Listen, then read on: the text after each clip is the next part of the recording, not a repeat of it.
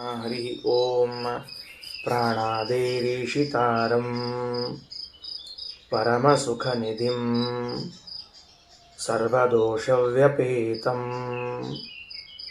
ಸರ್ವಾಂತಸ್ಥಂ ಸುಪೂರ್ಣಂ ಪ್ರಕೃತಿಪತಿಮಜಂ ಸರ್ವಬಾಹ್ಯಂ ಸುನಿತ್ಯಂ ಸರ್ವಜ್ಞಂ ಸರ್ವಶಕ್ತಿಂ ಸುರಮುನಿಮನುಜಾದ್ಯೈಃ ಸದಾ ಸೇವ್ಯಮಾನಂ ವಿಷ್ಣುಂ ವಂದೇ ಸದಾಹಂ ಸಕಲಜಗದನಾದ್ಯಂತಮಾನಂದದಂ ತಂ. ಸರಿ,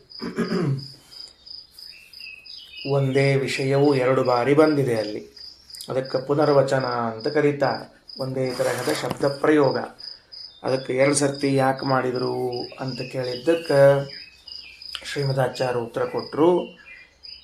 ಯಾವುದೋ ಒಂದು ಅಶ್ವಮೇಧದ ಯಾಗದಲ್ಲಿನ ಕುದುರೆಯಲ್ಲಿ ಮಾತ್ರ ಹೀಗೆಲ್ಲ ಪರಮಾತ್ಮನಿದ್ದಾನೆ, ಚತುರ್ಮುಖನಿದ್ದಾನೆ, ಉಚ್ಚೈಶ್ರವನಿದೆ, ಅದರಲ್ಲಿ ಎಲ್ಲ ಜಗತ್ತು ಆಶ್ರಯಿಸಿಕೊಂಡಿದೆ ಅಂತ ತಿಳಿಬಾರದು.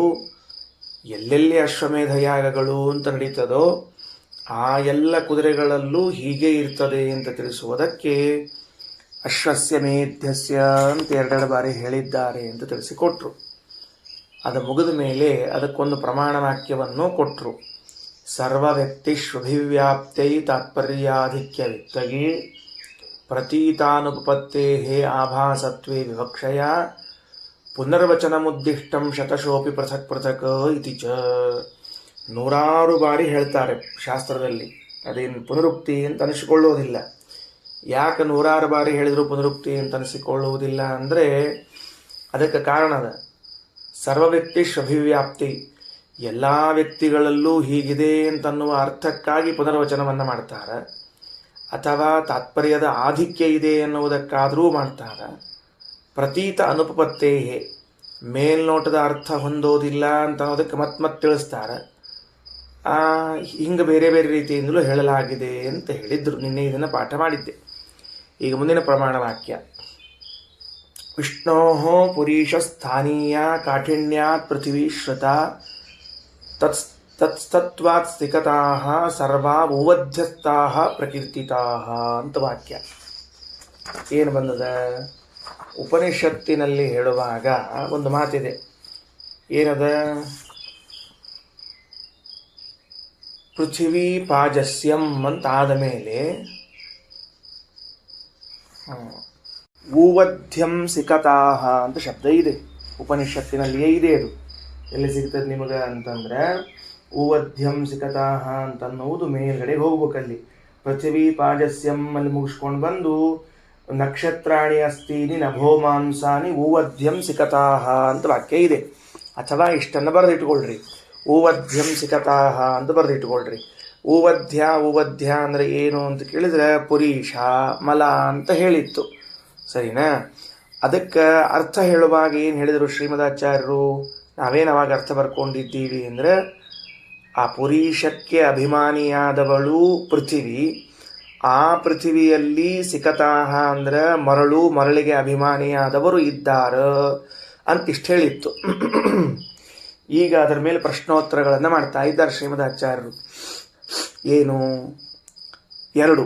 ಮೊದಲನೇದಾಗಿ ಅಶ್ವಕ್ಕೆ ಮಲ ಇರಬಹುದು, ಒಪ್ಪೋಣವಂತೆ. ಉಚ್ಚೈಶ್ರವ ಕುದುರೆಗೂ ಮಲ ಇರಬಹುದು. ಪರಮಾತ್ಮನಿಗೆ ಮಲ ಅಂತನ್ನುವುದನ್ನು ಹೆಂಗೆ ಒಪ್ಪಬೇಕು? ಅವನಿಗೂ ಮಲಮೂತ್ರಗಳನ್ನು ಹೇಳಲಿಕ್ಕೆ ಬರ್ತದ? ಈಗ ಅಶ್ವಮೇಧದ ಕುದುರೆಯನ್ನು ಹೇಳ್ತಾ ಬರುವಾಗ ಆ ಕುದುರೆಯ ಎಲ್ಲ ಅಂಗಗಳಲ್ಲಿ ಒಂದೊಂದು ದೇವತೆಗಳು ಆಶ್ರಯ ಪಡೆದಿದ್ದಾರೆ ಅಂತ ಹೇಳಿದಾಗ ಊವಧ್ಯಂ ಸಿಕತಾಹ ಅಂದ್ರೆ ಊವಧ್ಯ ಅನ್ನೋ ಶಬ್ದಕ್ಕೆ ಪುರೀಷ ಮಲ ಅಂತ ಅರ್ಥ. ಸಿಕತಾಹ ಅಂತನ್ನೋ ಶಬ್ದಕ್ಕೆ ಉಸುಕಿನ ಕಣಗಳು, ಉಸುಕು ಅಂತ ಅರ್ಥ. ಉಸುಕು ಕಣಕಣವಾಗೇ ಇರ್ತದೆ, ಇಡೀ ಇರೋದಿಲ್ಲ. ಉಸುಕು ಅಂತ ಅರ್ಥ, ಮರಳು ಅಂತ ಅರ್ಥ. ಈ ಮಲದಲ್ಲಿ ಉಸುಕು ಇದೆ ಅಥವಾ ಉಸುಕಿನ ಕಣಗಳಿವೆ ಅಂತನ್ನುವುದು ಎಷ್ಟರ ಮಟ್ಟಿಗೆ ಸತ್ಯ? ಅದನ್ನು ಹೆಂಗೆ ಹೊಂದಿಸ್ತೀರಿ ಅಂತ ಕೇಳಿದ್ದಕ್ಕೆ ಶ್ರೀಮದಾಚಾರ್ಯರು ಪ್ರಮಾಣವನ್ನು ಕೊಡ್ತಾರೆ. ಇದು ಕೂಡ ಬ್ರಹ್ಮತರ್ಕದ ವಾಕ್ಯ. ವಿಷ್ಣೋ ಪುರೀಶ ಸ್ಥಾನೀಯ ಕಾಠಿಣ್ಯಾತ್ ಪೃಥಿವೀ ಶ್ರುತ. ಕುದುರೆ ಹಾಕುವ ಮಲಕ್ಕೆ ಲದ್ದಿ ಅಂತ ಕರೀತಾರೆ. ಅದಕ್ಕೆ ಗಟ್ಟಿ ಇರ್ತದೆ. ಅದು ಮಲ ನೀರಾಗಿರೋದಿಲ್ಲ, ಗಟ್ಟಿ ಇರ್ತದೆ. ಆ ಗಟ್ಟಿ ಇದ್ದದ್ದಕ್ಕೆ ಏನಾಯಿತು ಅಂದರೆ ಕಾಠಿಣ್ಯಾತ್, ಕಠಿಣವಾಗಿರುವುದರಿಂದ, ಗಟ್ಟಿಯಾಗಿರುವುದರಿಂದ ಪುರೀಶ ಸ್ಥಾನೀಯ, ಯಾವುದು ಪೃಥ್ವಿ. ಪೃಥ್ವಿಯೂ ಏನಾಗಿದೆ ಅಂದರೆ ಕಠಿಣವಾಗಿರುವಂತಹ ಪದಾರ್ಥ. ಅದು ಪೃಥ್ವಿ ಏನು ಜಲದಂತೆ ನೀರಾಗಿ ಇಲ್ಲ, ಅಥವಾ ಗಾಳಿಯಂತೆ ಹಾರಿಕೊಂಡು ಹೋಗುವುದಲ್ಲ, ಅಥವಾ ಬೆಂಕಿಯಂತೆ ಉರಿಯುವುದಲ್ಲ. ಪೃಥ್ವಿ ಕಠಿಣವಾದ ಪದಾರ್ಥ. ಅದಕ್ಕೇನು ವ್ಯವಸ್ಥೆ ಮಾಡಿದ್ದಾರೆ ಅಂದರೆ, ಈ ಕುದುರೆಯಲ್ಲಿ ಮಲದ ಸ್ಥಾನ ಇದ್ದರೆ ಭಗವಂತನ ದೇಹದಲ್ಲಿ ಮಲದ ಸ್ಥಾನವನ್ನು ಆಕ್ರಮಿಸಿಕೊಂಡದ್ದು ಯಾವುದು ಅಂದರೆ ಪೃಥ್ವಿ. ಯಾಕ? ಕಾಠಿಣ್ಯಾತ್, ಎರಡೂ ಕಡೆಗಳಿಗೆ ಕಠಿಣತ್ವ ಅನ್ನುವಂತಹ ಧರ್ಮ ಸಮಾನವಾಗಿದೆ. ಕುದುರೆಯ ಮಲವೂ ಕಠಿಣವಾಗಿರುತ್ತದೆ, ಹಾಗೆ ಭಗವಂತನಲ್ಲಿರುವಂತಹ ಮಲಸ್ಥಾನೀಯವಾದದ್ದು ಪೃಥ್ವಿಯೂ ಕೂಡ ಏನಾಗಿದೆ? ಕಠಿಣವಾಗಿದೆ. ಆ ಉಸುಕೆಲ್ಲಿರ್ತದೆ ಅಂದರೆ ಪೃಥ್ವಿ ಒಳಗಿರ್ತದೆ. ಆದ್ದರಿಂದ ಊವಧ್ಯಂ ಸಿಕತಾಹ ಅಂತಂದರೆ ಮಲದ ಸ್ಥಾನದಲ್ಲಿ ಇರುವಂತಹ ಪೃಥ್ವಿಯಲ್ಲಿ ಸಿಕತಾಹ ಉಸುಕಗಳಿವೆ ಅಂತ ಅರ್ಥ ಮಾಡಿಕೊಳ್ಬೇಕು. ಇಲ್ಲದೆ ಹೋದರೆ ಏನಾಗ್ತದೆ ಅಂದ್ರೆ ಅಪ್ರಾಕೃತ ಶರೀರಿಯಾಗಿರುವಂತಹ ಪರಮಾತ್ಮನಿಗೂ ಮಲಮೂತ್ರಗಳಿವೆ ಅಂತನ್ನುವಂತಹ ತಪ್ಪು ಕಲ್ಪನೆ ಬರ್ತದೆ. ಹಂಗಾಗಬಾರ್ದು ಅನ್ನೋದಕ್ಕೆ ವಿಷ್ಣೋಹೋ ಪುರೀಶ ಸ್ಥಾನೀಯ, ಭಗವಂತನ ಮಲದ ಸ್ಥಾನದಂತೆ, ಮಲ ಇದ್ರೆ ಹೇಗೋ ಅಥವಾ ಮಲದ ಸ್ಥಳದಲ್ಲಿ ಇರುವಂತಹದ್ದು ಯಾವುದು ಅಂದರೆ ಪೃಥ್ವಿ. ಯಾಕ? ಕಾಠಿಣ್ಯಾತ್, ಕಠಿಣವಾದದ್ದರಿಂದ. ಪೃಥ್ವಿ ಶ್ರುತ ತತ್ಸ್ತತ್ವಾತ್ ಸಿಕತಾಹ, ಆ ಪೃಥ್ವಿಯಲ್ಲಿ ಇದ್ದದ್ದರಿಂದ ಸರ್ವಾಹ ಊವಧ್ಯಸ್ಥಾ ಪ್ರಕೀರ್ತಿತಾಹ, ಎಲ್ಲ ಉಸುಕಗಳನ್ನು ಊವಧ್ಯಸ್ಥಾಹ ಅಂತ ಕರೆದಿದ್ದಾರೆ. ಅಂದರೆ ಪೃಥ್ವಿಯಲ್ಲಿ ಇದ್ದದ್ದು ಅಂತ ಕರೆದಿದ್ದಾರೆ. ಸರಿ, ಅಂತೂ ಅಪ್ರಾಕೃತ ಶರೀರಿಯಾಗಿರುವ ಪರಮಾತ್ಮನಿಗೆ ಮಲ ಅಂತನ್ನೋದಿಲ್ವೇ ಇಲ್ಲ. ಆದರೆ ಕುದುರೆಯಲ್ಲಿ ಮಲ ಅಂತನ್ನೋದಿರ್ತದೆ, ಅದು ದೇಹದ ಒಂದು ಅಂಗವೂ ಆಗಿರ್ತದೆ. ಹಾಗಾದರೆ ಇಲ್ಲಿ ಯಾವುದನ್ನು ತಗೊಳ್ಬೇಕು ತತ್ಸ್ಥಾನದಲ್ಲಿ ಅಂತ ಕೇಳಿದರೆ ಪೃಥ್ವಿಯನ್ನು ತೆಗೆದುಕೊಳ್ಳಬೇಕು. ಕಾರಣ, ಪೃಥ್ವಿಯೂ ಗಟ್ಟಿಯಾದ ಪದಾರ್ಥ, ಕಠಿಣವಾದ ಪದಾರ್ಥ, ಹಾಗೆ ಮಲವೂ ಕಠಿಣವಾದ ಪದಾರ್ಥವಾದ್ದರಿಂದ ತತ್ಸ್ಥಾನದಲ್ಲಿ ತೆಗೆದುಕೊಳ್ಳಬೇಕು. ಅಂತಹ ಪುರೀಷದಲ್ಲಿ ಉಸುಕಿದೆ ಅಂತಂದರೆ ಪೃಥ್ವಿಯಲ್ಲಿ ಉಸುಕಿದೆ ಅಂತ ಅರ್ಥ ಬಂತು. ಇದಿಷ್ಟು ಶ್ರೀಮದಾಚಾರ್ಯ ಕೊಟ್ಟ ವಿವರಣೆ. ಏನಾಯಿತು? ಊವಧ್ಯಂ ಸಿಕತಾಹ ಅಂತನ್ನುವ ವಾಕ್ಯಕ್ಕೆ ಶ್ರೀಮದಾಚಾರ್ಯರು ವಿಷ್ಣೋ ಪುರೀಶ ಸ್ಥಾನೀಯ. ಯಾಕ? ಅದು ಮತ್ತು ದೇಹದಲ್ಲಿ ಇರುವಂತಹ ಒಂದು ಭಾಗ, ಅದು ವಿಸರ್ಜನೆ ಮಾಡಿದಾಗ ಹೊರಗೆ ಹೋಗ್ತದೆ ಮಲ ಅಂತನ್ನುವುದು. ಅದನ್ನು ಇಲ್ಲಿ ಯಾವ್ದು ತಗೊಳ್ಬೇಕು ಭಗವಂತನಿಗೆ ಅಂತ ಕೇಳಿದಾಗ ಪೃಥ್ವಿಯನ್ನು ತೆಗೆದುಕೊಳ್ಳ್ರಿ. ಪೃಥ್ವಿಯನ್ನು ತೆಗೆದುಕೊಂಡ್ರಿ ಅಂದರೆ ಪುರೀಷ ಈಸ್ ಈಕ್ವಲ್ ಟು ಪೃಥ್ವಿ ಆಗ್ತದೆ. ಊವಧ್ಯಂ ಈಸ್ ಈಕ್ವಲ್ ಟು ಪುರೀಷ ಈಸ್ ಈಕ್ವಲ್ ಟು ಪೃಥ್ವಿ ಆಯಿತು. ಅದರಲ್ಲಿರುವಂತಹ ಉಸುಕಿನ ಕಣಗಳು ಅಂದರೆ ಸರಿ ಹೋಯಿತು ಅಂತ ಹೇಳಿದರು. ಇನ್ನು ಮುಂದೆ ಮತ್ತೊಂದು ಮಾತು, ಪೃಥ್ವಿ ಪಾಜಸ್ಯಂ ಅಂತಂದಿದ್ದೀರಿ. ಈಗ ನೀವು ಹಿಂಗೆ ಹೇಳಿದ್ರೆ ಎರಡು ಕಡೆಗೆ ಬಂತಲ್ಲ ಪೃಥ್ವಿ ಅಂತ ಒಂದು ಪ್ರಶ್ನೆ. ಪಾಜಸ್ಯಂ ಅಂದರೆ ಪಾದದಲ್ಲಿ ಇದ್ದದ್ದು ಅಂತ ಅರ್ಥ ಬರೆಸಿದ್ದೇನೆ. ಪಾದದಲ್ಲಿ ಇರುವಂತಹದ್ದು ಪೃಥ್ವಿ ಅಂತ ಅಂದರೆ ಕುದುರೆಯ ರೂಪದಲ್ಲಿ ಏನು ಪರಮಾತ್ಮನಿದ್ದಾನೆ, ಅದರ ಪಾದಗಳಲ್ಲಿ ಪೃಥ್ವಿ ಆಶ್ರಯಿಸಿಕೊಂಡಿದೆ ಅಂತ. ಒಂದು ಕಡೆಗೆ ಪಾದದಲ್ಲಿ ಪೃಥ್ವಿ ಆಶ್ರಯಿಸಿಕೊಂಡಿದೆ ಅಂತ, ಇನ್ನೊಂದು ಕಡೆಗೆ ಅಂತೀರಿ ಮಲ ಇದು ಪೃಥ್ವಿ, ಅದು ಅಲ್ಲಿ ಆಶ್ರಯಿಸಿಕೊಂಡಿದೆ ಅಂತ. ಅದು ಹೊಟ್ಟೆಯಲ್ಲಿರಬೇಕು. ಹಾಗಿದ್ರೆ ಪೃಥ್ವಿ ಎರಡು ಕಡೆಗೆ ಬಂತಲ್ಲ, ಒಂದೊಂದು ಕಡೆಗೆ ಬರಬೇಕಲ್ಲ ಅಂತ ಪ್ರಶ್ನೆ. ಯಾಕಂದರೆ ಒಂದೊಂದು ದೇವತೆಗಳು ಒಂದೊಂದು ಅಂಗವನ್ನು ಆಶ್ರಯಿಸಿಕೊಂಡಿದ್ದಾರೆ ಅಂತ ಮೇಲಿನ ವಾಕ್ಯಗಳು ಅಥವಾ ಮುಂದಿನ ವಾಕ್ಯಗಳನ್ನು ನೋಡಿದಾಗ ಹಂಗನಿಸ್ತದ. ಅದಕ್ಕೆ ಆಚಾರ್ಯ ಉತ್ತರ ಕೊಡ್ತಾರೆ. ಊರ್ವ್ಯಾಸ್ತು ಪಾದಕತ್ವೇಪಿ ನೋವಧ್ಯತ್ವಂ ವಿರುದ್ಧತೆ. ಊರ್ವ್ಯಾಹ ಪೃಥ್ವಿಯು ಅಂದರೆ ಪಾದಕತ್ವೇಪಿ ಪಾದದಲ್ಲಿ ಇದ್ದರೂ ಕೂಡ ನ ಊವಧ್ಯತ್ವಂ ಮಲದಲ್ಲಿ ಇದ್ದಾಳ, ಪುರುಷ ಸ್ಥಾನಿಯಾಗಿದ್ದಾಳ ಎಂಬುದು ವಿರುದ್ಧ ಅಲ್ಲ. ಯಾಕ? ಯತಃ ತದಭಿಮಾನಿನ್ಯೋ ದೇವತಾ ಅನುಕೀರ್ತಿತಾ. ಇಲ್ಲಿ ನಾವು ಆ ವಸ್ತುಗಳನ್ನು ತೆಗೆದುಕೊಳ್ಳುತ್ತಿಲ್ಲ, ಮತ್ತೇನು ಮಾಡಿದ್ದೇವೆ ಅಂದರೆ ಅವುಗಳ ಅಭಿಮಾನಿಗಳನ್ನು ತೆಗೆದುಕೊಳ್ಳುತ್ತಿದ್ದೇವೆ. ಸರಿ, ಅಭಿಮಾನಿಗಳನ್ನು ತೆಗೆದುಕೊಂಡ್ರೆ ಏನಾಯ್ತು ಇವಾಗ ಅಂತ ಕೇಳಿದ್ರೆ ತಾಸಾಂಚ ಬಹುರೂಪತ್ವಾತ್ ಐಶ್ವರ್ಯಾಚ್ಚ ಪರೇಶಿತು. ತಾಸಾಂಚ ಬಹುರೂಪತ್ವಾತ್ ಸರಿ ಆಯ್ತಾ? ತಾಸಾಂಚ ಬಹುರೂಪತ್ವಾತ್ ಅಂದರೆ ಅಭಿಮಾನಿ ದೇವತೆಗಳ ಬಹುರೂಪ ಇದೆ, ಒಂದೇ ರೂಪದಲ್ಲಿರಬೇಕು ಅಂತೇನಿಲ್ಲ. ಹಾಗಾದರೆ ಈಗ ಈ ಮಾತಿನಿಂದ ನಾವು ಇಲ್ಲಿಯ ಸಮಸ್ಯೆಯನ್ನು ಪರಿಹಾರ ಮಾಡಿಕೊಳ್ಳುವುದರ ಜೊತೆಗೆ ಹೊಸ ಅಂಶವನ್ನು ಒಂದು ಗುರುತಿಸಿಕೊಂಡೆವು. ಏನು? ದೇವತೆಗಳು ಒಂದೊಂದು ಪದಾರ್ಥಗಳಿಗೆ ಅಭಿಮಾನಿಗಳಾದಾಗ ಒಂದೊಂದು ರೂಪದಿಂದ ಆ ಪದಾರ್ಥಗಳಲ್ಲಿ ಇರ್ತಾರ. ಅಂದ್ರೆ ಈಗ ಒಂದು ಪದಾರ್ಥಕ್ಕೆ ಒಬ್ಬರು ಅಭಿಮಾನಿ ಇದ್ದಾರೆ, ಅದೇ ಪದಾರ್ಥ ಇನ್ನೊಂದಿದೆ, ಅಲ್ಲಿ ಈ ಅಭಿಮಾನಿ ದೇವತೆ ಇದ್ದಾರೋ ಇಲ್ಲವೋ? ಅವಶ್ಯವಾಗಿ ಆ ಪದಾರ್ಥದಲ್ಲಿ ಇದ್ದಾರೆ. ವಸ್ತ್ರಕ್ಕೆ ಒಬ್ಬರು ಅಭಿಮಾನಿಗಳು ಅಂತ ಇಟ್ಟುಕೊಂಡದ್ದಾದರೆ ಒಂದು ವಸ್ತ್ರಕ್ಕೆ ಆ ಅಭಿಮಾನಿಯೇ ಒಂದು ರೂಪ. ಎಲ್ಲ ವಸ್ತ್ರಗಳನ್ನು ಸೇರಿಸಿಕೊಂಡು ಒಂದೇ ಅಭಿಮಾನಿ ರೂಪವ ಅಥವಾ ಒಂದೊಂದಕ್ಕೆ ಒಂದೊಂದು ಅಭಿಮಾನಿ ರೂಪವ ಅಂದರೆ ಒಂದೊಂದಕ್ಕೆ ಒಂದೊಂದು ಅಭಿಮಾನಿ ರೂಪ. ಯಾಕೆ ಅಂದರೆ ಆಚಾರ್ಯ ವಾಕ್ಯ ನೋಡ್ರಿ, ಯತಃ ತದಭಿಮಾನಿನ್ಯೋ ದೇವತಾ ಅನುಕೀರ್ತಿತಾ. ಅಭಿಮಾನಿನ್ಯ ಅಂದರೆ ಅಭಿಮಾನಿಗಳು ಅಂತಾಗಬೇಕಾದ್ರೆ ಆಯಾ ಪದಾರ್ಥಗಳಲ್ಲಿ ಇರಬೇಕು. ಆಯಾ ಪದಾರ್ಥಗಳಲ್ಲಿ ಇರಬೇಕು ಅಂದರೆ ಒಂದೊಂದು ಒಂದೊಂದು ಒಂದೊಂದು ರೂಪಗಳು ಇರಲೇಬೇಕು.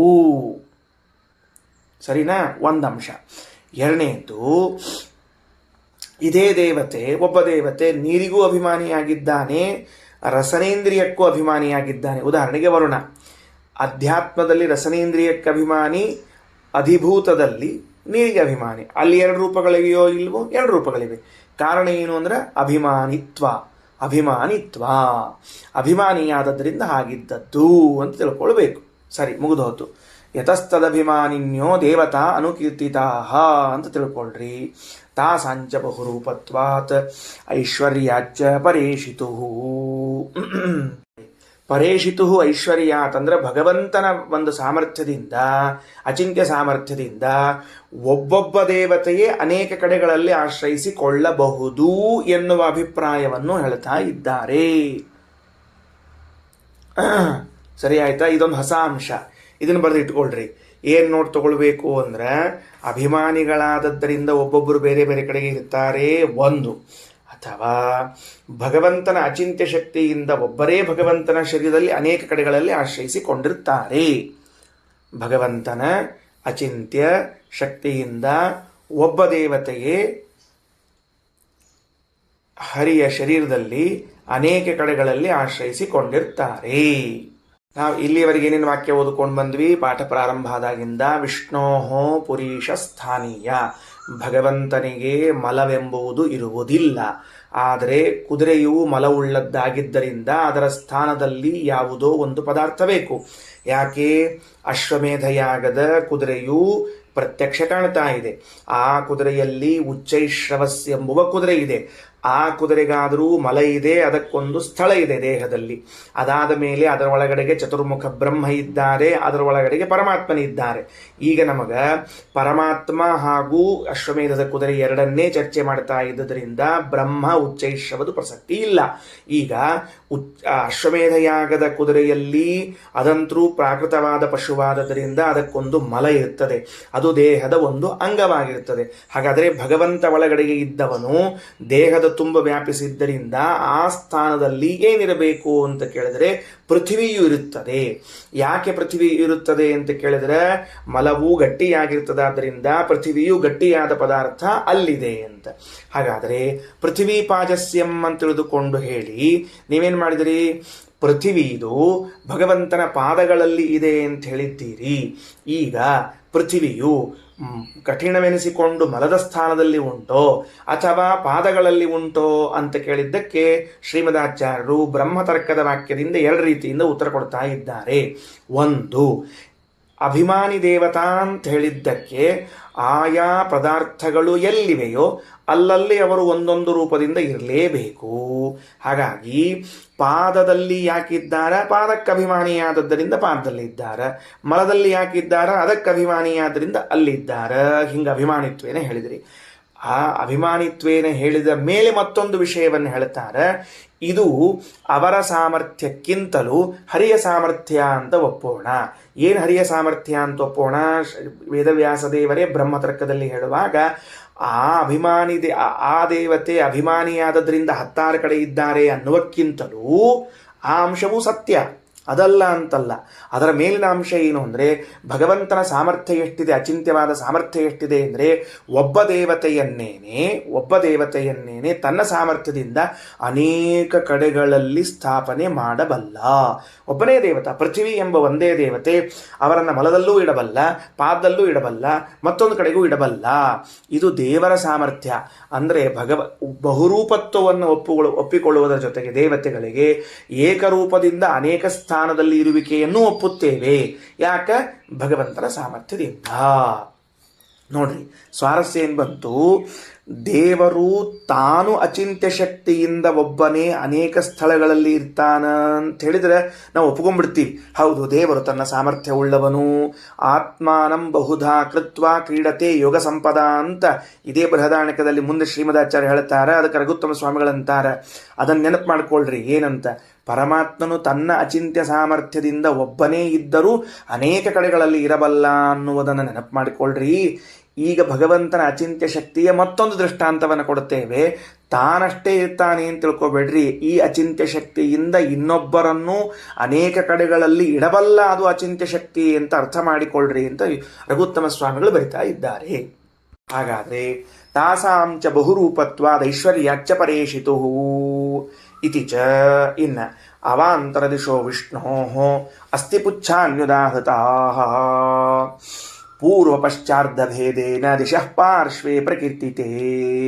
ಅಲ್ಲೇನು ಮಾಡ್ಲಿಕ್ಕತ್ತಾರ ಅಂತಂದ್ರೆ ಅವಾಂತರ ದಿಶಃ ಪರಶವಃ ಅಂತನೋ ಒಂದು ವಾಕ್ಯ ಅದ. ಅಲ್ಲಿ ಆ ವಾಕ್ಯಕ್ಕೆ ವ್ಯಾಖ್ಯಾನ ಮಾಡ್ತಾ ಅವಾಂತರ ದಿಶಃ ವಿಷ್ಣೋ, ಅವಾಂತರ ದಿಕ್ಕುಗಳು ಒಂದು ಯಾವುದು? ಭಗವಂತನ ಪಾರ್ಶ್ವದ ಅಸ್ಥಿಗಳು ಅಂದ್ರೆ ಎಡಬಲಕಿನ ಅಸ್ಥಿಗಳು, ಪುಚ್ಛವು, ಇವುಗಳೇನು ಕರೆಸಿಕೊಳ್ತಾವ ಅಂದ್ರೆ ಅವಾಂತರ ದಿಕ್ಕುಗಳು ಅಂತ ಕರೆಸಿಕೊಳ್ತಾವ. ಸರಿ ಆಯ್ತಾ? ಅವಾಂತರ ದಿಕ್ಕು ಪ್ರಧಾನ ದಿಕ್ಕು ಯಾವುದು ಅಂತ ಕೇಳಿದ್ದಕ್ಕೆ ಪೂರ್ವ ಪಶ್ಚಾರ್ಧ ಭೇದೇನ ದಿಶಃ ಪಾರ್ಶ್ವೇ ಪ್ರಕೀರ್ತಿತಾಗ. ಪೂರ್ವ ಪಶ್ಚ ಅರ್ಧಭೇದೇನ ಅಂದ್ರೆ ಎರಡು ಪಾರ್ಶ್ವಗಳು, ಹಿಂಭಾಗ ಮುಂಭಾಗ ಇವುಗಳನ್ನು ಸೇರಿಸಿಕೊಂಡ್ರೆ 4 ಆಗ್ತಾವ. ಮುಖ, ಪುಚ್ಛ, ಬಲಭಾಗ ಎಡಭಾಗಗಳನ್ನು ಸೇರಿಸಿಕೊಂಡಾಗ 4 ಆಗ್ತಾವ. ಈ 4 ಸ್ಥಾನಗಳಲ್ಲೂ ಕೂಡ 4 ದಿಕ್ಕುಗಳು, ದಿಕ್ಕಭಿಮಾನಿಗಳು ಆಶ್ರಯಿಸಿಕೊಂಡಿದ್ದಾರೆ. ಇನ್ನು ಭಗವಂತನ ಪಾರ್ಶ್ವದ ಅಸ್ಥಿ ಮತ್ತು ಪುಚ್ಛ ಇವುಗಳು ಅವಾಂತರ ದಿಕ್ಕುಗಳು ಅಂತ ಕರೆಸಿಕೊಂಡಿವೆ. ಅಂದರೆ ಅಶ್ವಮೇಧಯಾಗದ ಕುದುರೆಯಲ್ಲಿ ದಿಗಭಿಮಾನಿ ದೇವತೆಗಳು ಯಾವ ಯಾವ ಸ್ಥಳಗಳಲ್ಲಿ ಇದ್ದಾರೆ ಅಂತ ಇಟ್ಟುಕೊಳ್ಳ್ರಿ. ಸರಿ. ಶಿರಶ್ಚಪಾದ ಮೂಲಾನಿ ಪುಚ್ಛಂ ಷಡ್ಋತವ ಸ್ಮೃತಾಃ. ನೋಡ್ರಿ, ಎಂಥ ಅದ್ಭುತವಾದ ಮಾತಿದು. ಈಗ ವಸಂತ ಋತು ಅದ. ವಸಂತ ಋತು ನಡೀತಾ ಇದೆಯೋ ಇಲ್ವೋ? ವಂದನೆ ಮಾಡೋ ಕಾಲಕ್ಕರ ಪಂಚಾಂಗದೊಳಗೆ ವಸಂತ ಋತವು ಅಂತ ಅಂತಿರ್ತೀವಲ್ಲಪ್ಪ, ಅದಲ್ಲ ಅಂದ್ರೆ ಸರಿ. ಎಲ್ಲದ ಆ ಋತು ಭಗವಂತನ ದೇಹದಲ್ಲಿ ಎಲ್ಲಿ ಆಶ್ರಯಿಸಿಕೊಂಡದ ಅಂತ ಶ್ರೀಮದಾಚಾರ್ಯ ಅಂತಾರೆ. ಶಿರಶ್ಚ ಪಾದಮೂಲಾನಿ ಪುಚ್ಛಂ ಷಡ್ಋತವ ಸ್ಮೃತಾಃ. ಅಶ್ವಮೇಧಯಾಗದ ಕುದುರೆಯ ಶಿರಸ್ಸು, 4 ಪಾದಗಳು ಹಾಗೂ ಪುಚ್ಛ, ಈ 6 ಅಂಗಗಳಲ್ಲಿ 6 ಋತುಗಳು ಸೇರಿಕೊಂಡಿವೆ. ವಸಂತ ಋತು ಅಂತಂದ್ರೆ ಎಲ್ಲದ ಈ ಸದ್ಯಕ್ಕೆ ಅಂದ್ರೆ ಅಶ್ವಮೇಧಯಾಗದ ಕುದುರೆಯ ಶಿರಸ್ಸಿನಲ್ಲಿ ವಸಂತ ಋತು ಆಶ್ರಯಿಸಿಕೊಂಡಿದೆ. ನೀವು ಸಂಧ್ಯಾವಂದನೆ ಮಾಡೋ ಕಾಲಕ್ಕೆ ಅಕಸ್ಮಾತ್ತಾಗಿ ಏನಾದರೂ ಮರ್ತಿದ ನೆನಪಿಗೆ ಬಂದ್ರೆ, ಮರ್ತು ಅಂತ ಹೇಳಿದ್ದೀನಿ, ಅಕಸ್ಮಾತ್ ಅಂತ ಹೇಳಿದ್ದೀನಿ, ಅಕಸ್ಮಾತ್ ಮರ್ತಿದೆ ನೆನಪಿಗೆ ಬಂದ್ಬಿಟ್ರೆ ಪುಣ್ಯ ಜಾಸ್ತಿ ಬರ್ತದೆ. ಅದಕ್ಕೆ ನೆನಪು ಮಾಡ್ಕೊಳ್ಳಿಕ್ಕೆ ಹೋಗ್ಬೇಡ್ರಿ. ಶಿರಶ್ಚ ಪಾದಮೂಲಾನಿ ಪುಚ್ಛಂ ಷಡ್ಋತವ ಸ್ಮೃತಾಃ. ಅದು ಹಿಂಗದ ನನಗನ್ಸಿದ ಮಟ್ಟಿಗೆ. ಅದು ಕ್ರಮ ಹೆಂಗೆ ವ್ಯತ್ಯಾಸ ಮಾಡ್ಯಾರ ನೋಡ್ರಿ ಆಚಾರ್ಯರು. ಶಿರಶ್ಚ ಪಾದಮೂಲಾನಿ ಪುಚ್ಛಂ ಅಂದಾರ. ಶಿರ ಆದಮೇಲೆ ಪಾದಮೂಲಕ್ಕೆ ಬರಬೇಕು. ವಸಂತ, ಗ್ರೀಷ್ಮ, ವರ್ಷ, ಶರತ್ ಹಿಂಗೆ ಹೋಗ್ಬೇಕು. ಅದನ್ನ ಕೊನೆಗೆ ಪುಚ್ಚಕ್ಕೆ ಶಿಶಿರಕ್ಕೆ ಬರಬೇಕು. ಅಂದ್ರೆ ನೀವು ಫಾಲ್ಗುಣ ಮಾಸ ಮಾಘ ಮಾಸಕ್ಕೆ ಬರಕ್ಕೆ ಪುಚ್ಚಕ್ಕೆ ಬಂದ್ಬಿಟ್ಟಿರ್ತದೆ ಅದಾಗಲೇ. ಸರಿ ಆಯ್ತಾ? ಮಾಘ ಫಾಲ್ಗುಣಕ್ಕೆ ಬರುವಾಗ ಅಂತ ತಿಳ್ಕೊಳ್ರಿ. ಇನ್ನು ಸಂವತ್ಸರಾಭಿಮಾನಿ ಚ ಬ್ರಹ್ಮ ಸರ್ವಶರೀರಗಃ. ಸಂವತ್ಸರಾಭಿಮಾನಿ, ಸಂವತ್ಸರ ಅಂತ ಹೆಸರು. ಯಾರಿಗೆ ಸಂವತ್ಸರ ಅಂತ ಹೆಸರು? ಚತುರ್ಮುಖ ಬ್ರಹ್ಮದೇವರಿಗೆ ಸಂವತ್ಸರ ಅಂತ ಹೆಸರು. ಸರಿನಾ? ನೀನು ಹೇಳಿನದನ್ನ. ಹೌದು. ಎದಕ್ಕೆ ಸಂವತ್ಸರ ಅಂತ ಹೆಸರು ಚತುರ್ಮುಖನಿಗೆ ಅಂತ ಕೇಳಿದ್ರೆ, ವರ್ಷಕ್ಕೆ ಅಭಿಮಾನಿಗಳು ಸಂವತ್ಸರ ಅಂತೇನು ಕರಿತೀವಿ. ಪ್ರಾಭವನಾಮ ಸಂವತ್ಸರೇ, ವಿಶ್ವಾವಸುನಾಮ ಸಂವತ್ಸರೇ, ಪ್ರಭವ ಸಂವತ್ಸರೇ, ವಿಭವ ಸಂವತ್ಸರೇ ಅಂತೇನು ಸಂವತ್ಸರ ಕರಿತಿರ್ತೀವಿ. ಈ ಸಂವತ್ಸರಾಭಿಮಾನಿಗಳು ಯಾರು ಅಂದರೆ ಚತುರ್ಮುಖ, ಹೊಸ ಅಂಶ. ಇವಾಗ ನಾವು ಎಷ್ಟೊತ್ತು ಸಂಧ್ಯಾವಂದನೆ ಮಾಡಬೇಕು ಅಂತ ಸಮಸ್ಯೆ ಪ್ರಾರಂಭ ಆಗ್ತದೆ. ಈಗ ನಾವು ಯಾಕ ಪರಾಭವನಾಮ ಸಂವತ್ಸರೇ ಅಂದರೆ ಚತುರ್ಮುಖ ತಲೆಯಲ್ಲಿ ಬರಬೇಕು. ಸಂಕಲ್ಪ ಮಾಡ್ತಾ ಇದ್ದೀರಿ ಸಂಕಲ್ಪ ಮಾಡ್ತಾ ಇರುವಾಗ ಚತುರ್ಮುಖ ಅಭಿಮನ್ಯಮಾನ ಪರಾಭವನಾಮ ಸಂವತ್ಸರೇ ಇತಿ ವಕ್ತವ್ಯಂ ಕಿಮಿತಿ ಸಂವತ್ಸರಸ್ಯ ಅಭಿಮಾನಿ ಚತುರ್ಮುಖಃ ಅತಃ ಚತುರ್ಮುಖೇನ ಅಭಿಮನ್ಯಮಾನ ಪರಾಭವನಾಮ ಸಂವತ್ಸರಸ್ಯ. ಹಿಂಗೆ ಸಂಕಲ್ಪ ಆಯ್ತು ಈಗ ನಮ್ಮದು. ಅಂದ್ರೆ ಆಯಾದಕ್ಕೆ ಅಭಿಮಾನಿಗಳನ್ನು ಮರಿಬಾರ್ದು. ಎಲ್ಲ ಯಾವ ಸಂವತ್ಸರ ಬಂದರೂ ವಿಶ್ವಾವಸನಾಮ ಸಂವತ್ಸರ ಬರಬಹುದು, ಪರಾವಸ ಬರಬಹುದು, ಮುಂದಿನ ಇನ್ಯಾವುದೋ ಶ್ರೀಮುಖ ಬರಬಹುದು. ಯಾವುದು ಬಂದರೂ ಕೂಡ ಅದನ್ನು ಹೇಳಬೇಕು. ಸಂವತ್ಸರ ಅಭಿಮಾನಿ ಚ ತಾದೃಶಃ ಬ್ರಹ್ಮ ಸರ್ವಶರೀರಗಃ ಅಶ್ವಮೇಧ ಯಾಗಸ್ಥಿತ ಅಶ್ವೇ ಸರ್ವದೇಹೇಶು ಸರ್ವಶರೀರಗಃ ಸಂಪೂರ್ಣವಾದ ಶರೀರದಲ್ಲಿ ಇರ್ತಾನ. ಇನ್ನು ಕ್ಲೋಮಾನಚ್ಚ ಯಕೃಚ್ಚೈವ ಮಾಂಸೌಗಿರ್ಯ ಅಭಿಮಾನಿನಃ. ಕ್ಲೋಮ ಮತ್ತು ಯಕೃತ್ ಎನ್ನುವಂತಹ ಎರಡು ಮಾಂಸಗಳು ನಿನ್ನೆ ಬಂದದ. ಏನು, ಒಂದು ಲಿವರು, ಇನ್ನೊಂದು ಲಂಗ್ಸ್ ಅಂತ ತಿಳಿದುಕೊಂಡು ಕರೆಕ್ಟ್ ಅದ. ಒಂದು ಶ್ವಾಸಕೋಶ, ಇನ್ನೊಂದು ಯಕೃತ್ತು ಅಂತ ಕರೀತಾರೆ. ಕನ್ನಡದಲ್ಲೂ ಕೂಡ ಅದನ್ನು ಯಕೃತ್ತು ಅಂತ ಕರೀತಾ ಇದ್ದಾರೆ. ಅದು ಮಾಂಸಗಳು, ಅವೆರಡೂ ಮಾಂಸದ ಭಾಗಗಳೇ. ಅವುಗಳಲ್ಲಿ ಏನಾಗ್ಯಾವ, ಗಿರ್ಯಭಿಮಾನಿನಃ ಪರ್ವತಾಭಿಮಾನಿಗಳು ಇದ್ದಾರ. ಚಂದಾತ, ಭಾರಿ ಚಂದ ನೋಡ್ರಿ. ಪರ್ವತಾಭಿಮಾನಿಗಳೆಲ್ಲ ಎಲ್ಲಿದ್ದಾರ ಅಂದ್ರೆ ಭಗವಂತನ ಯಕೃತ್ತು ಮತ್ತು ಶ್ವಾಸಕೋಶಗಳಲ್ಲಿ ಇದ್ದಾರ. ದೇವರಿಗೆ ಅಪ್ರಾಕೃತವಾದ ಶ್ವಾಸಕೋಶ, ಅಪ್ರಾಕೃತವಾಗಿರುವಂತಹ ಒಂದು ಯಕೃತ್ತದ, ಅದನ್ನು ಮಾಂಸದ ಭಾಗ ಅಂತ ಕರೀತಾರೆ ವ್ಯವಹಾರದಲ್ಲಿ. ಅದರಲ್ಲಿ ಈ ಪರ್ವತಾಭಿಮಾನಿ ದೇವತೆಗಳಿದ್ದಾರೆ. ಇನ್ನು ಆಂತ್ರೇಶು ನದ್ಯ, ಕರುಳು, ದೇವರ ಕರುಳುಗಳಲ್ಲಿ ಯಾರಿದ್ದಾರ ಅಂತ ಕೇಳಿದ್ರೆ ನದ್ಯಭಿಮಾನಿ ದೇವತೆಗಳಿದ್ದಾರ, ನದಿಗಳಿದ್ದಾರ ಅಂತ. ಅಂದ್ರೆ ದೇವರ ಕರುಳು, ಆ ಕರುಳುಗಳಲ್ಲಿ ಯಾರಿದ್ದಾರ ಅಂದ್ರೆ ನದಿಗಳಿದ್ದಾರೆ, ನದ್ಯಭಿಮಾನಿಗಳಿದ್ದಾರೆ ಅಂತ ಇಟ್ಕೊಳ್ರಿ. ಈಗ ಫಾರ್ ಎಕ್ಸಾಂಪಲ್ಲು ಅದು ಕುದುರೆ ಅದ, ಕುದುರೆಯ ದೇಹದಲ್ಲಿ ಪರಮಾತ್ಮ ಇದ್ದಾನ. ಅದಕ್ಕೇನು ಕರಳುಗಳವ, ಆ ಕರಳುಗಳಲ್ಲಿ ನದ್ಯಭಿಮಾನಿಗಳಿದ್ದಾರೆ. ಯಾಕೆ, ಅಲ್ಲಿ ಪರಮಾತ್ಮ ಇದ್ದೇ ಇದ್ದಾನೆ. ಕುದುರೆಯ ಆಕಾರದಲ್ಲಿ ಪರಮಾತ್ಮ ಇದ್ದೇ ಇದ್ದಾನೆ ಅಲ್ವಾ? ಸರಿ, ನನ್ನ ದೇಹ ಇದೆ, ನನ್ನ ದೇಹದಲ್ಲಿ ಕರಳುಗಳವನೋ ಇಲ್ಲೋ, ಅವ. ಆಮೇಲೆ ನನ್ನ ದೇಹದಲ್ಲಿ ಪರಮಾತ್ಮ ಇದ್ದಾನೋ ಇಲ್ವೋ, ಇದ್ದಾನೆ. ಹಾಗಾದರೆ ನನ್ನ ದೇಹದಲ್ಲಿರುವ ಪರಮಾತ್ಮನ ಕರಳನ್ನ ನನ್ನ ದೇಹದ ಕರಳುಗಳು ಆಶ್ರಯಿಸಿಕೊಂಡಿವೆ. ಅಂದಮೇಲೆ ಆ ಪರಮಾತ್ಮನ ಕರುಳಿನಲ್ಲಿ ಇರುವ ನದಿಗಳು ನನ್ನ ಕರಳುಗಳಲ್ಲೂ ಇದ್ದೇ ಇವೆ. ಇಲ್ಲ, ಅಲ್ಲಿಗೆ ಬರೋದೇ ಇಲ್ಲ. ದೇವರೇ ಅಲ್ಲಿದ್ದಾಗ, ದೇವರ ದೇಹ ಇದ್ದಾಗ ಅಂತ. ಈ ಲೆಕ್ಕದಲ್ಲಿ ನೋಡಿದಾಗ ಏನಾಗ್ತದ ಅಂತಂದ್ರೆ, ನನಗೇನು ಅನ್ನಿಸ್ತದ, ಹಿರಣ್ಯಕಶಿಪುವನ್ನು ತೊಡೆಯ ಮೇಲೆ ಹಾಕಿಕೊಂಡು ಎದೆಯನ್ನು ಸೀಳಿ ಮೈಲಿಗೆ ಆಗಿಬಿಡ್ತಲ್ಲ, ಎದೆಯನ್ನು ಸೀಳಿ ರಕ್ತ ಪಕ್ತ ಸರಿದೆಲ್ಲ ಮೈಲಿಗೆ ಆಯ್ತಲ್ಲ, ಅದಕ್ಕೆ ಒಳಗಿನ ಕರಳ ಮಾಲೆಗಳನ್ನು ತೆಗೆದುಕೊಂಡು ಹಾಕ್ಕೊಂಡು ಮತ್ತೆ ನದಿ ಸ್ನಾನ ಮಾಡಿದ್ನೇನೋ ನರಸಿಂಹ ಅಂತ ಅನ್ನಿಸ್ತದ. ಆಂತ್ರೇಷು ನದ್ಯ ಸರ್ವಾಶ್ಚ ಸೋಯಂ ವಿಷ್ಣು ಸನಾತನಃ. ಆಂತ್ರಗಳಲ್ಲಿ, ಕರುಳುಗಳಲ್ಲಿ ನದಿಗಳಿದ್ದದ್ದರಿಂದಾಗಿ ಸೋಯಂ ವಿಷ್ಣು ಸನಾತನಃ, ಪರಮಾತ್ಮ ಹಿಂಗ ದೇಹದಲ್ಲಿ ಇದ್ದಾನ ಅಂತ. ಸನಾತನಃ, ಸನಾತನಾದ ವಿಷ್ಣು ಇಂಥವನು, ಹಿಂಗೆಲ್ಲ ದೇಹದಲ್ಲಿ ಈ ತರಹದ ಇಟ್ಟುಕೊಂಡು ಅಂತ. ಅವ ಅಸುರ, ಹಿರಣ್ಯಕಶಿಪು ಅಸುರ, ಮಹಾ ಮೈಲ್ಗಿ. ಅವ ಮುಟ್ಟಿದ್ದಕ್ಕೆ ದೇವರಿಗೇನಲ್ಲ, ನಮಗೆ ತಿಳಿಸ್ಲಿಕ್ಕತ್ತಾನ. ಮೈಲಿಗೆ ವಸ್ತು ಮುಟ್ಟಿದ್ರೆ ಸ್ನಾನ ಮಾಡಬೇಕು ಅಂತ ತಿಳ್ಕೊಂಡು ಹೇಳಿ, ಅರ್ಥ ಆಯ್ತಿಲ್ಲ ಏನಂತ ಹೇಳಿ. ಅದಕ್ಕೆ ಎದಿ ಹರಿದು ಕರಳು ತಗೊಂಡು ಮೈ ಮೇಲೆ ಹಾಕ್ಕೊಂಡ್ಬಿಟ್ಟ. ದೇವರಂದ, ಈ ಕರಳೊಳಗೆ ಹೆಂಗಿದ್ರು ನದಿಗಳವ, ಸ್ನಾನ ಆಗ್ಬಿಡ್ತು, ಮಡಿ ಆಗ್ಬಿಟ್ಟೆ ಅಂತ. ಯಾಕೆ, ಪ್ರಹ್ಲಾದರಾಜರ ಪೂಜಾ ಮಾಡ್ಲಿಕ್ಕೆ ಬರಬೇಕಾಗಿದೆ ನೆಕ್ಸ್ಟ್. ಆದ್ದರಿಂದ ಹಾಗಿದೆ ಅಂತ ತಿಳಿಯಬೇಕು. ತಾಯಿ ಮಕ್ಕಳ ಸಂಬಂಧವನ್ನು ಹೇಳುವಾಗ ಕರುಳಿನ ಸಂಬಂಧ ಅಂತ ಒಂದು ಹೇಳ್ತಿರ್ತಾರೆ ನೋಡ್ರಿ. ಕರುಳಿನ ಸಂಬಂಧ ಅಂದ್ರೆ ನದಿಯಷ್ಟೇ ಪವಿತ್ರವಾದ ಸಂಬಂಧ ಅಂತ ಅರ್ಥ. ಅದಕ್ಕೆ ಅಮ್ಮ ಮಕ್ಕಳು ಮೇಲೆ ಪ್ರೇಮ ಏನಿರ್ತದೆ ಅದು ನದಿಯಷ್ಟು ಶುದ್ಧವಾದದ್ದು. ಹಾಗಾಗಿ ತಾಯಿಯ ಪ್ರೇಮ ಪ್ರವಾಹ ಅದು ಹರಿಯುವುದು. ಕರುಳಿನ ಪ್ರೀತಿ ಅಂದರೆ ತಾಯಿಯ ಪ್ರೇಮ ಪ್ರವಾಹ. ಯಾಕೆ, ನದಿ ಅದ ಅಲ್ಲೆಲ್ಲ ಕಡೆಗೂ ಅಂತ. ಹಾಗೆ ಆಂತ್ರೇಷು ನದ್ಯ ಸರ್ವಾಶ್ಚ ಸೋಯಂ ವಿಷ್ಣು ಸನಾತನಃ ಅಂತ ಹೇಳ್ಯಾರ. ಇನ್ನು ನಭೋ ವಿಮಾನಿ ವಿಘ್ನೇಶ ವಿಷ್ಣೋರ್ಮಾಂ ಸಾಶ್ರಿತ ಸದಾ. ನಭ, ಆಕಾಶಕ್ಕೆ ಅಭಿಮಾನಿಗಳಾದವರು ಯಾರು? ವಿಘ್ನೇಶ. ವಿಘ್ನೇಶ ಅಂದ್ರೆ ಏನು? ಅವನ ಹೆಸರು ಗಣಪತಿ ಅಂತ ಕರೆಬಿಡ್ತೀವಿ ನೋಡ್ರಿ. ಹಂಗೆ ಕರಿಬಾರ್ದು. ವಿಘ್ನೇಶ ಅಂತ ಅನ್ನೋ ಶಬ್ದಕ್ಕೆ ನೀವು ಗಣಪತಿ ಅಂತನೋ ಅರ್ಥ ಮಾಡಬಾರ್ದು. ಅಲ್ರಿ ಆಚಾರ ಗಣಪತಿ ಅಂತನೋ ಅರ್ಥ ಅದಕ್ಕೆ ಮಾಡೀವಿ, ನೀವೇನು ಹೇಳೋದು ಅಂತ ಕೇಳಿದ್ರೆ, ಈಶತ್ವಂ ನಾಮ ಕಥಂ. ಈಶತ್ವಂ ಅಂದ್ರೆ ಹೆಂಗ? ವಿಘ್ನ ನಿಯಾಮಕತ್ವಂ ಈಶತ್ವಂ. ವಿಘ್ನಗಳಿಗೆ ನಿಯಾಮಕತ್ವ ಬಂದ್ರೆ ಈಶತ್ವ ಬರ್ತದೆ. ಹಾಗಾದರೆ ಗಣಪತಿಗೆ ವಿಘ್ನೇಶ ಅಂತ ಯಾವಾಗ ಕರೀತಾರ ಅಂತಂದ್ರೆ, ವಿಘ್ನಗಳನ್ನು ಕೊಡ್ಲಿಕ್ಕೂ ಬರಬೇಕು, ವಿಘ್ನಗಳನ್ನು ನಿವಾರಣೆ ಮಾಡಲಿಕ್ಕೂ ಬರಬೇಕು, ಆವಾಗ ಅವರು ವಿಘ್ನೇಶ ಅಂತ ಕರೀತಾರೆ. ಈಗ ವಿತ್ತೇಶ ಅಂತದ ಅಂತ ಇಟ್ಕೊಳ್ರಿ ಶಬ್ದ. ಕುಬೇರನಿಗೆ ವಿತ್ತೇಶ ಅಂತ ಕರೀತಾರೆ. ಯಾವಾಗ ವಿತ್ತೇಶ ಅಂತ ಕರೆಯೋದು ಕುಬೇರನಿಗೆ? ಯಾವಾಗ ಅಂದ್ರೆ ಅವ ಹಣವನ್ನು ಕೊಡಲೂ ಬಲ್ಲ, ಕೊಡದೇ ಇರಬಲ್ಲ, ಅವಾಗ ತಾನೇ ಅವನಿಗೆ ವಿತ್ತೇಶ ಅಂತ ಕರೆಯೋದು. ನನ್ನ ಕಡೆಗೆ ದುಡ್ಡೇ ಇಲ್ಲದೆ ಇದ್ದಾಗ ನನ್ನನ್ನು ವಿತ್ತೇಶ ಅಂತ ಕರೀಲಿಕ್ಕೆ ಬರೋದಿಲ್ಲ, ಯಾಕಂದ್ರೆ ಕೊಡ್ಲಿಕ್ಕೂ ಬರೋದಿಲ್ಲ, ತಗೊಳ್ಳಿಕ್ಕೂ ಬರೋದಿಲ್ಲ.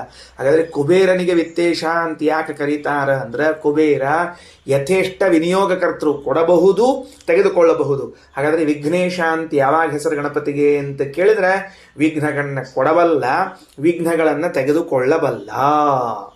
ಭಾರಿ ಚಂದದ. ಹಾಗಾದ್ರೆ ಒಂದು ಮಾತು, ಏನು ಮಾತು ಅಂದ್ರೆ, ಕಲಿಯುಗದಲ್ಲಿ ದುರ್ಗಾದೇವಿಯನ್ನು ಹಾಗೂ ಗಣಪತಿಯನ್ನು ವಿಶೇಷವಾಗಿ ಪೂಜೆ ಮಾಡಬೇಕು ಅಂತ ಪುರಾಣದ ವಾಕ್ಯ. ಕಲೌ ದುರ್ಗಾ ವಿನಾಯಕೌ ಅಂತ ಒಂದು ವಾಕ್ಯ ಅದ. ಕಲಿಯುಗದಲ್ಲಿ ದುರ್ಗಾದೇವಿಯನ್ನು ಹಾಗೂ ಗಣಪತಿಯನ್ನು ವಿಶೇಷವಾಗಿ ಪೂಜಾ ಮಾಡ್ರಿ. ಯಾಕ ಅಂತಂದ್ರೆ, ದುರ್ಗಾದೇವಿ ತಮೋಗುಣದ ಅಭಿಮಾನಿನಿಯಾದದ್ದರಿಂದ ಕಲಿಯುಗದಲ್ಲಿ ತಮೋಗುಣ ಭರ್ಪೂರ್ ಸಿಗುತ್ತದೆ ನಿಮಗೆ. ಭರ್ಪೂರ್. ರಜೋಗುಣ ಸತ್ವಗುಣಗಳು ಸಿಗುತ್ತಾವೋ ಇಲ್ಲೋ ಗೊತ್ತಿಲ್ಲ, ತಮೋಗುಣ ಮಾತ್ರ ಪ್ರತಿಯೊಂದು ಅಂಗಡಿಗಳಲ್ಲೂ ಪ್ರತಿಯೊಂದು ಸ್ಟಾಲ್ಗಳಲ್ಲೂ ಓಣಿಗಳಲ್ಲಿ ಸಿಗುತ್ತದೆ. ಹೆಜ್ಜೆ ಹೆಜ್ಜೆಗೂ ಕೂಡ ತಮೋಗುಣ ಭರ್ಪೂರ್ ಸಿಗ್ತದೆ. ದುರ್ಗಾದೇವಿಯನ್ನ ಪೂಜಿಸುವುದರಿಂದ ತಮೋಗುಣದ ಅಭಿಮಾನಿಯಾದರಿಂದ ತಮೋಗುಣವನ್ನು ಕಳಿತಾಳೆ. ಇನ್ನು ಹೆಜ್ಜೆ ಹೆಜ್ಜೆಗೂ ಸಾಧನೆ ಮಾಡ್ಲಿಕ್ಕೆ ಹೊರಟಾಗ ವಿಘ್ನಗಳು ಬರ್ತಿರ್ತಾವೆ. ಗಣಪತಿಯನ್ನು ಪೂಜಿಸಿದರೆ ಆ ವಿಘ್ನಗಳನ್ನು ಪರಿಹಾರ ಮಾಡ್ತಾನ, ಅವ ವಿಘ್ನೇಶ. ಇಂಥ ಗಣಪತಿ ಎಲ್ಲಿದ್ದಾನ ಅಂದ್ರೆ, ವಿಷ್ಣೋಹೋ ಮಾಂಸ ಆಶ್ರಿತ, ಭಗವಂತನ ಮಾಂಸವನ್ನು ಆಶ್ರಯಿಸಿಕೊಂಡಿದ್ದಾನೆ. ಗಣಪತಿಯ ಭಾಗ್ಯ ಎಷ್ಟು ದೊಡ್ಡ ಭಾಗ್ಯ ನೋಡ್ಕೊಳ್ರಿ. ಭಗವಂತ ಸಚ್ಚಿದಾನಂದ ಮೂರ್ತಿ, ಆ ಸಚ್ಚಿದಾನಂದ ಮೂರ್ತಿಯ ಅಪ್ರಾಕೃತವಾದ ಮಾಂಸವನ್ನು ಗಣಪತಿಯು ಆಶ್ರಯಿಸಿಕೊಂಡಿದ್ದಾನೆ. ಅದೇ ಮಾಂಸ ಭಗವಂತನದ್ದು. ಈ ಕುದುರೆಯ ಮಾಂಸದಲ್ಲಿ ಇದ್ದುದರಿಂದ ಈ ಕುದುರೆಯ ಮಾಂಸವನ್ನು ಆಶ್ರಯಿಸಿಕೊಂಡಿದ್ದಾನೆ. ಅದೇ ಭಗವಂತ ನಮ್ಮ ದೇಹದಲ್ಲಿ ಇದ್ದುದರಿಂದ ನಮ್ಮ ಮಾಂಸದಲ್ಲೂ ಕೂಡ ಗಣಪತಿಯು ಇದ್ದಾರೆ. ಏನು ವಿವಾದ ಇಲ್ಲ. ವಿಷ್ಣೋರ್ ಮಾಂಸಾಶ್ರಿತ ಸದಾ. ಆ ಗಣಪತಿಗೆ ಲಗ್ನ ಆಗ್ಯದೋ ಇಲ್ಲೋ ಅಂತ ಒಂದು ದೊಡ್ಡ ಕಚೇರಿ ಎಲ್ಲರಿಗೂ. ಇನ್ನೂ ಆಚಾರ ಗಣಪತಿ ಬ್ರಹ್ಮಚಾರಿ ಅಲ್ಲೇನ್ರಿ ಅಂತ. ಇವತ್ತಿಗೂ ಕೂಡ ಕೆಲವರಿಗೆ ಏನು ಭ್ರಾಂತಿ ಅದ ಅಂದ್ರೆ, ಗಣಪತಿಯು ಬ್ರಹ್ಮಚಾರಿ, ಅವಂಗ 3 ಎಳೆ ಶನಿವಾರ ಹಾಕ್ಬೇಕು, ಅವತ್ತು ಪೂಜಾ ದಿವಸ ಸರ್ವಾತ್ಮನ ಅಲ್ಲ 6 ಎಳೆ ಹಾಕ್ರಿ. ಯಾವ ದೇವತೆಯೂ ಬ್ರಹ್ಮಚಾರಿ ಅಲ್ಲ. ಎಲ್ಲಾ ದೇವತೆಗಳು ತಮ್ಮ ಹೆಂಡನನ್ನು ಕೂಡ್ಕೊಂಡು ಮಕ್ಕಳಿಂದ ಕೂಡ್ಕೊಂಡೇ ಇದ್ದಾರೆ. ತಗೊಳ್ರಿ ತೆಳಗಡೆಗೆ, ಅಂತರಿಕ್ಷಾಭಿಮಾನೀತು ತತ್ಸೂನು ಉದರೇ ಸ್ಥಿತ.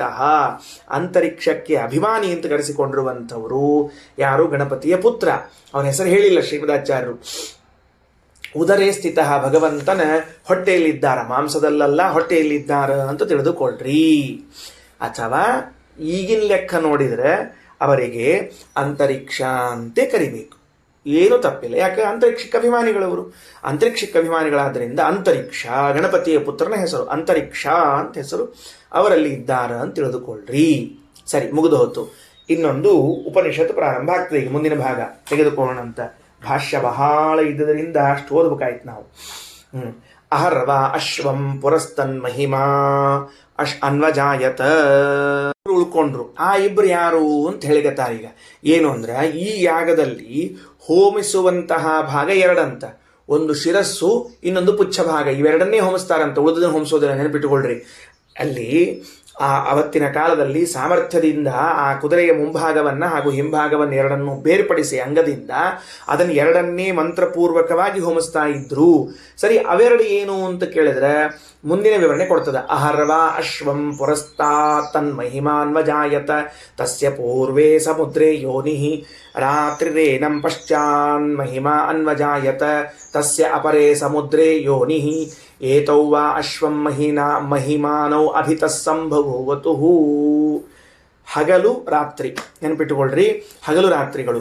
ಹಗಲು ರಾತ್ರಿಗಳಿಗೆ ಅಭಿಮಾನಿಗಳು ಯಾರು ಅಂತ ಕೇಳಿದಾಗ, ಹಗಲಿಗೆ ಅಭಿಮಾನಿಗಳಾದವರು ಮನ್ಮಥ, ರಾತ್ರಿಗೆ ಅಭಿಮಾನಿಗಳಾದವರು ರತೀದೇವಿ. ಇವೆರಡು ಹೊಸ ಅಂಶ ನಾವಿವತ್ತು ಪಾಠದಲ್ಲಿ ಕೇಳ್ತಾ ಇರೋದು. ಬರೆದಿಟ್ಕೊಳ್ಬೇಕು. ಏನಂತ ಬರೆದಿಟ್ಕೊಳ್ಬೇಕು? ಹಗಲಿಗೆ ಅಭಿಮಾನಿಗಳು ಕಾಮದೇವ, ರಾತ್ರಿಗೆ ಅಭಿಮಾನಿ ರತಿದೇವಿ, ಇವರೇ ಏನಾಗಿದ್ದಾರೆ? ಅಶ್ವದ ಮುಂಭಾಗಕ್ಕೆ ಹಿಂಭಾಗಕ್ಕೆ ಅಭಿಮಾನಿಗಳಾಗಿದ್ದಾರೆ. ಈಗ ಆಕ್ಚುವಲ್ ಆಗಿ ಮುಖ ಅದೇನು ಮುಂಭಾಗದ ಅದು ಹಗಲಿಗೆ ಅಭಿಮಾನಿಯಾದ ಮತ್ತು ಮನ್ಮಥನಿಗೆ ಅವಕಾಶ ಕೊಡುವಂತಹ ಪ್ರದೇಶವಾಗಿದೆ.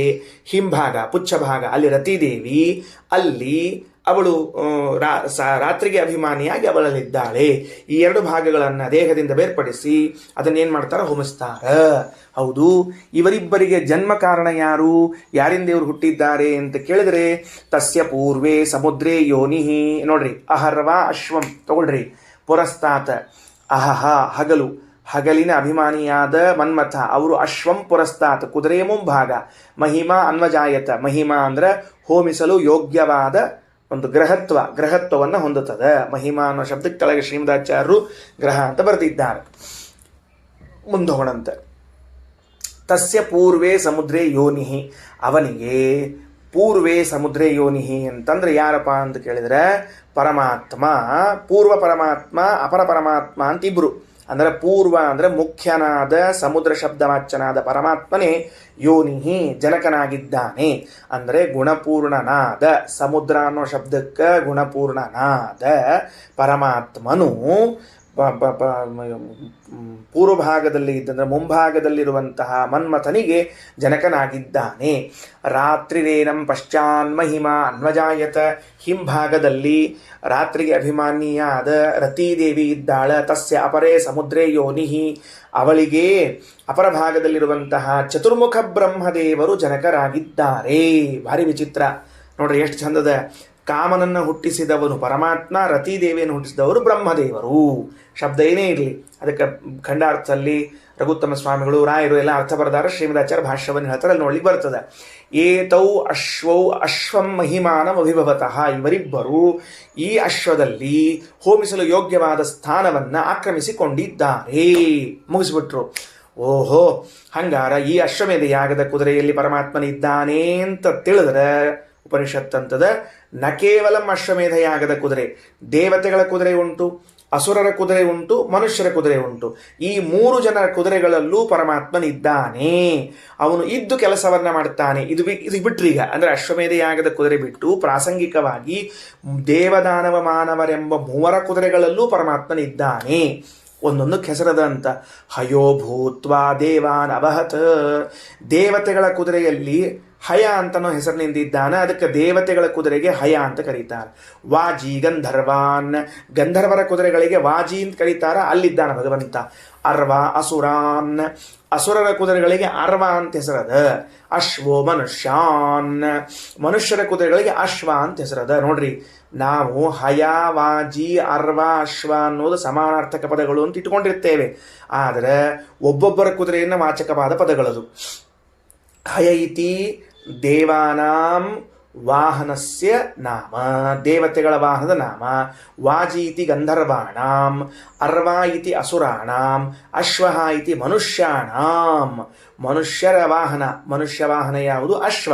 ಅದು ಯಾಕಂದ್ರೆ ದೇವತೆಗಳ ಕುದುರೆ ಎಷ್ಟು ವೇಗವಾಗಿ ಅದರಷ್ಟು ಕೆಲಸ ಮಾಡಂಗಿಲ್ಲ. ಇದು ಹೇಳ್ತಾರಲ್ಲ ಆಚಾರ್ಯರು ಭಾಷೆಯಲ್ಲಿ ಹೇಳಿದಾಗ ಹೇಳ್ತೀನಿ ಮುಂದೆ. ಸಮುದ್ರ ಏವಾಸ್ಯ ಬಂಧು ಸಮುದ್ರೋ ಯೋನಿಹಿ, ಈ ಪರಮಾತ್ಮನೇನಿದ್ದಾನಲ್ಲ, ಈ ಪರಮಾತ್ಮನು ತನಗೆ ತಾನೇ ಬಂಧುವಾಗಿದ್ದಾನೆ, ತನಗೆ ತಾನೇ ಉತ್ಪತ್ತಿಗೆ ಕಾರಣನಾಗಿದ್ದಾನೆ. ಇಷ್ಟೆಲ್ಲ ಜಗತ್ತಿಗೆ ಪರಮಾತ್ಮ ಬಂಧುವಾಗಿದ್ರೆ ಪರಮಾತ್ಮನಿಗೆ ಯಾರು ಬಂಧುಗಳು ಅಂದ್ರೆ ತನಗೆ ತಾನೇ ಬಂಧು. ಇಷ್ಟೆಲ್ಲ ಜಗತ್ತಿಗೆ ಕಾರಣನಾಗಿದ್ರೆ ಅವನಿಗೆ ಯಾರ ಕಾರಣ ಅಂದ್ರೆ ತನಗೆ ತಾನೇ ಕಾರಣ. ಸಮುದ್ರ ಏವಾಸ್ಯ ಬಂಧು ಸಮುದ್ರೋ ಯೋನಿಹಿ. ಯೋನಿಹಿ ಅಂದ್ರೆ ಜನಕ ಅಂತರ್ಥ. ಪರಮಾತ್ಮನ ಒಂದು ರೂಪದಿಂದ ಇನ್ನೊಂದು ರೂಪ ತಾನೇ ಹುಟ್ಟುಕೊಂಡು ಬರ್ತದ. ಅದರಿಂದ ಪ್ರತ್ಯೇಕ ಏನಿಲ್ಲ ಅಂತ ತಿಳ್ಕೊಳ್ರಿ. ಸರಿನಾ? ಇನ್ನು ಮುಂದೆ ವೈಹಾಯಸ ಅನ್ನೋ ಗ್ರಂಥವನ್ನಿಟ್ಟುಕೊಂಡು ಶ್ರೀಮದಾಚಾರ್ಯರು ವ್ಯಾಖ್ಯಾನ ಮಾಡ್ತಾರೆ. ಅಶ್ವಪೂರ್ವ ಪರೋ ಹೋಮ್ಯೌ ಮಹಿಮಾನೌ ಗ್ರಹೌ ಸ್ಮೃತೌ ಅಂತದ. ಅಶ್ವಪೂರ್ವ ಪರೌ ಕುದುರೆಯ ಮುಂಭಾಗ ಹಿಂಭಾಗಗಳು ಹೋಮ್ಯೌ ಹೋಮಿಸಲು ಯೋಗ್ಯವಾದದ್ದು, ಅದಕ್ಕೆ ಅವು ಮಹಿಮಾನೌ ಅಂದರೆ ಗ್ರಹೌ ಸ್ಮೃತೌ ಗ್ರಹ ಅಂತ ಕರೆಸಿಕೊಳ್ಳುತ್ತಾವ. ಹೋಮಯೋಗ್ಯವಾಗ್ಯಾವ, ಹೋಮಕ್ಕೆ ಸ್ವೀಕಾರವಾದದ್ದರಿಂದ ಗ್ರಹ ಎಂದು ಕರೆಸಿಕೊಳ್ಳುತ್ತಾವ. ಅಹೋರಾತ್ರ್ಯಭಿಮಂತಾರೌ ಹಗಲಿಗೂ ರಾತ್ರಿಗೂ ಅಭಿಮಾನಿಗಳಾಗ್ಯಾರ. ತಯೋರಪ್ಯಭಿಮಾನಿನೌ ಆ ಮುಂಭಾಗ ಹಿಂಭಾಗಕ್ಕೂ ಅಭಿಮಾನಿಗಳು, ಹಗಲು ರಾತ್ರಿಗಳಿಗೂ ಅಭಿಮಾನಿಗಳಾಗಿದ್ದಾರೆ. ಕಾಮಶ್ಚಾತ ರತಿಶ್ಚೈವ ವಿಷ್ಣು ಬ್ರಹ್ಮ ಶರೀರಜೌ ಕಾಮ ಹಾಗೂ ರತಿಗಳು ಭಗವಂತನ ಶರೀರದಿಂದ ಹುಟ್ಟಿದವರು. ಶ್ರೀಕೃಷ್ಣಾರ್ಪಣಮಸ್ತು.